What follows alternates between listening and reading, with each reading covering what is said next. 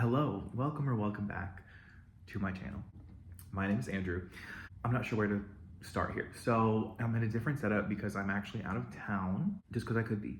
Here I am, out of state, with no laptop and no camera.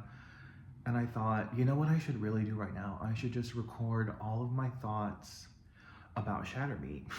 I had an entire plan. I was either gonna vlog the whole series or I was gonna read the whole series and then just do like a whole series review. And that was, I think, in January, and it is now almost April.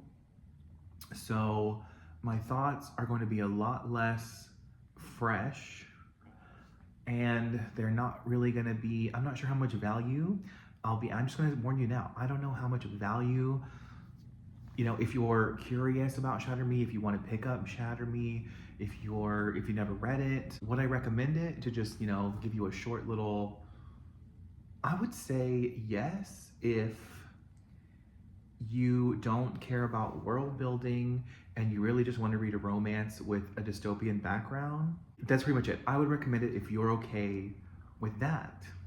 Now, as far as me and my opinions on the books and why, could I answer for you? Could I even answer for you why I decided to read all 6 books and I think there are 5 or 6 novellas in between. So why did I read them all? That's such a good question. I had previously read the first 3 and I was curious. I wanted to finish the series. I wanted to be able to say I had read all the Shatter Me books, just to say I did it. I love completing a series if I get enough enjoyment out of it. And I do feel like Tahara Mafi did some interesting things here. I feel like you kind of have to talk about this series in like 2 parts. Like there's kind of like a part 1 and a part 3. And now I know there's gonna be a spin-off series, which I haven't decided if I'm gonna read that or not. But let's talk about what is currently published as of today. And I would say the first 3 are definitely stronger than the last 3. However, the last 3 do a lot of interesting things that I wish have been executed differently, but the seeds of the ideas are there, and I find them absolutely fascinating. And let's also talk about something that I've just been thinking about in general is POVs. Like, should you write first person, 1 person POV? Should you include more than 1 POV? Now, my opinion, because the first 3 books, you're only in Juliet's head, you don't have anybody else's POV, and then the 4th, 5th, and 6th books, you get additional POVs, and you get more and more POVs as the story progresses. And I feel like that made it worse and worse and worse in this specific case. And not because there are too many POVs. I think we were in the wrong POVs, because what I think this series does best is the romance. And therefore, the best POVs to be in are the POVs of the people involved in the romance. And I also think that this was an incredibly engaging love triangle. And I feel like the first 3 books, me personally, I don't know about you, but me personally, I was like so Team Adam from the first book. And then as the series goes on, you're clearly supposed to be Team Warner. And as you read the novellas, you are absolutely supposed to be Team Warner. And I think that also that's why the second half of the series falls apart, because I think books 4 and 5, I found so interesting, like books 4 and 5 of the series, because I think book 4 could potentially, depending on how things had gone over in the following books, like book 4 could have been my favorite, because in book 4, I believe you get Juliet, Kenji, and Warner's perspective. But I think what would have been the most interesting, and I feel like people will probably disagree with me with this, but I think what would have kept the audience the most engaged, if the audience is one and it's me, I think the most engaging thing that Tahara Mafi could have done is she could have drug this love triangle out. Okay, I know people hate love triangles, but I think that this love triangle, since I was so Team Adam, I don't know, I just feel like we could have had a whole 6 books of us really arguing left and right about who should have been with who, and I think that would have been fun. And I think that instead she decided, so Kenji is probably my favorite character in the whole series, and getting his POV, I think, made him less fun to read, less snarky, just, I don't know, there's just something about a side character, like, because he's kind of a comic relief character, and being in his head, I don't know the analytical term for this. I just think that the comedy comes across better when you don't know what's going on. And then also, the second half of the series, it almost seemed like she was trying to possibly do a love triangle with Kenji and Warner, which just so made no sense because of how she set up, you know, the Warner thing. And I just also think that, like, this is also, I've read the first 3 Court of Thorns and Roses books, and I don't know which came out. I'm pretty sure this came out first.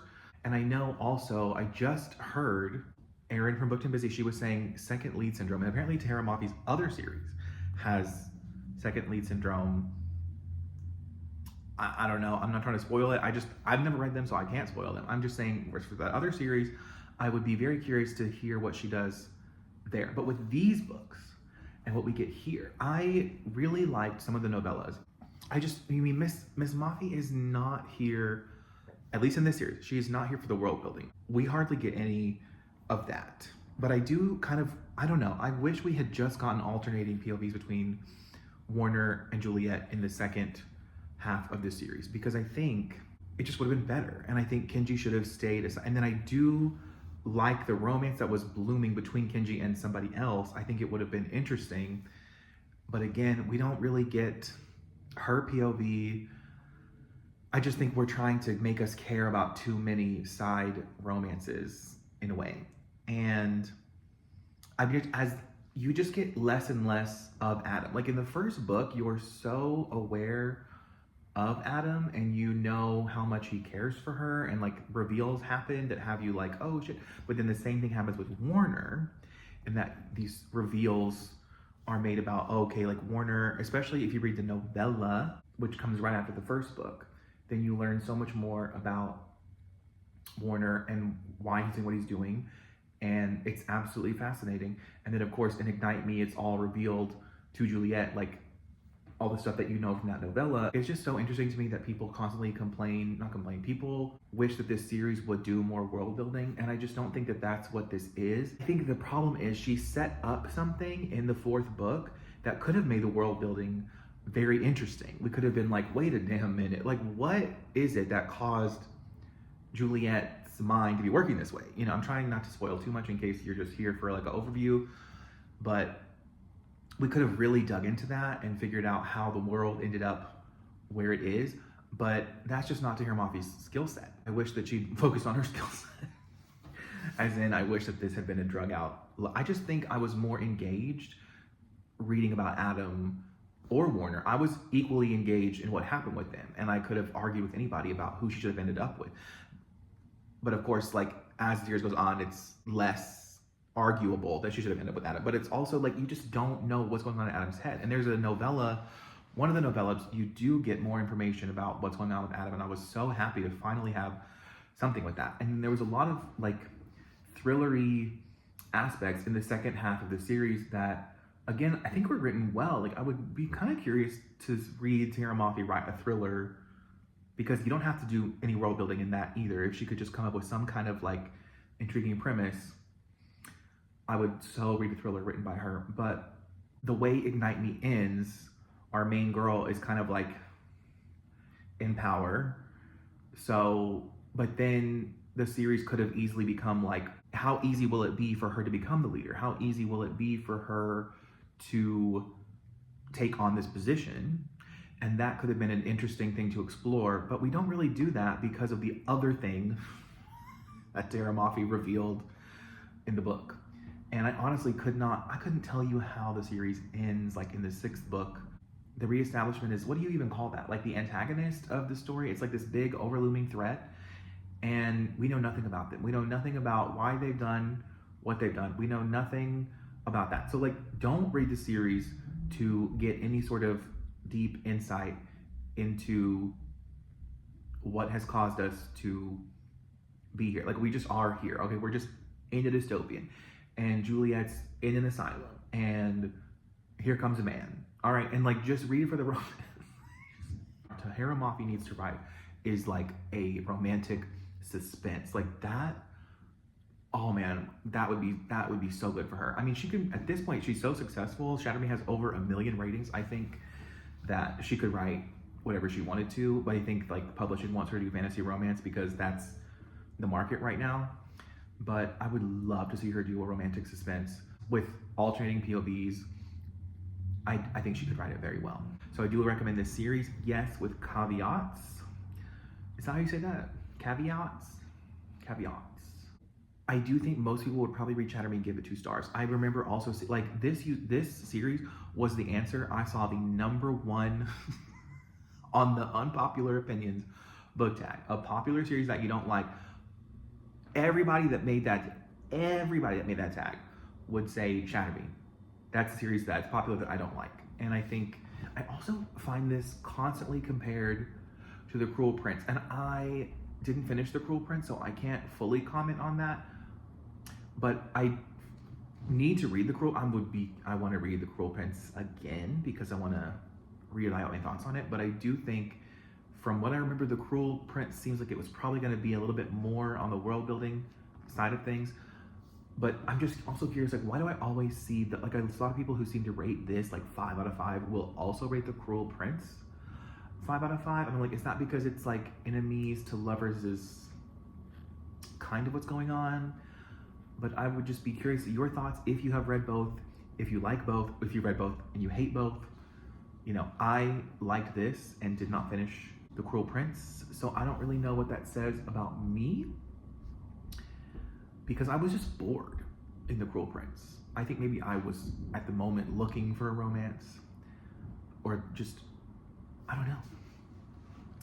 But I just find it interesting. I feel like that's always over TikTok, like, or Book Talk. You just constantly see people seem to like both. So I don't know why I didn't like The Cruel Prince. Like, again, like I said, I need to reevaluate it, but I think because they're mostly compared as enemies to lovers books.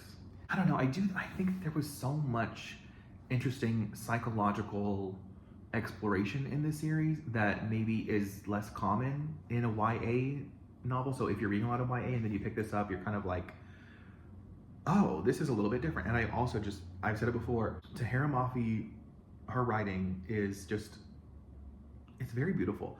She does have a very specific cadence to her words, and she has a very distinct writing style. So I think that you would only need to read a little bit of the book to know if you will or will not vibe with it.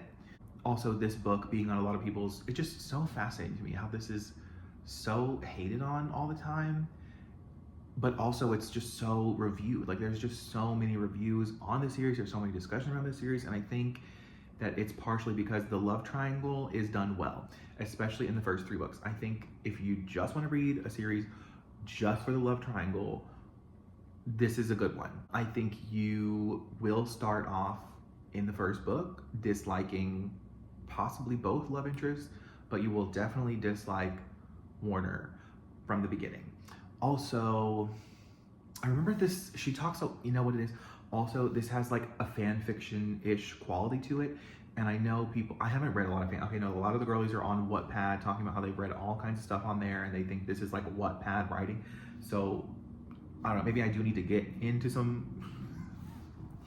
and I seem to like authors that have written fan fiction in the past, like Ali Hazelwood, Cassandra Clare. I think Marissa Meyer wrote fan fiction at one point. TJ Klune wrote fan fiction at one point. Like, these are all authors I have enjoyed their work. So, you know, they have something about fan fiction is just delectable. And I think the reason I was thinking of fan fiction is because I'm remembering how much this series, the covers, they make sense, because your girl will describe people's eyes so much. Like, she will constantly describe what Adam or Warner's eyes look like, and the girlies eat that shit up, and sometimes on girlies. And I will say, I just love how Juliet in the first 3 books, again, I guess clearly, I don't know that I would fully agree that the last three books are trash and not worth reading, I do think that they have merit to them, especially if you give the first three books like 5 stars, like you should definitely continue. If you love them, you should continue. If you're so-so on the first 3 books, then, you know, maybe not. But I love how Juliet starts off like thinking that everything that she's going to do is kill people. I think she is so concerned with what like her actions and how they affect people, and like my touch will kill people is just such a good metaphor. And as the series goes on, she kind of like just comes into her power. I think it's